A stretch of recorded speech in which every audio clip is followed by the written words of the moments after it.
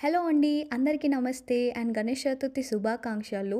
నాకైతే ఈ గణేష్ చతుర్థి చాలా అంటే చాలా స్పెషల్. మా పెళ్ళైన తర్వాత ఇదే మా మొదటి గణేష్ చతుర్థి అండ్ అందులోనూ బెర్లిన్‌లో.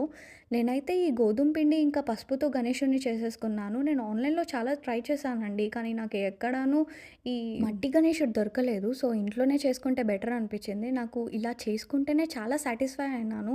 కొంటే ఏమో అంత సాటిస్ఫాక్షన్ వస్తదో లేదో తెలీదు గానీ మా వారు ఎంచక్కా పూజ చేసేస్తున్నారు.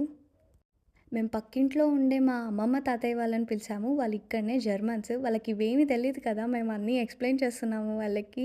ఇలా పండగుంటాది మాకు గణేశుడిది, ఇలా చేస్తాము, ఇలా దీపం ముట్టిస్తాము, ఇవి ఫ్రూట్స్ ఇలా పెడతాం అనుకుంటే మా వారు అన్నీ చెప్తున్నారు వాళ్ళకి.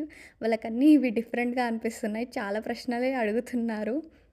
మన పండగలంటే వాళ్ళకి చాలా ఇష్టము. అందుకనే ప్రతిసారి వాళ్ళని పక్కా పిలుస్తాము.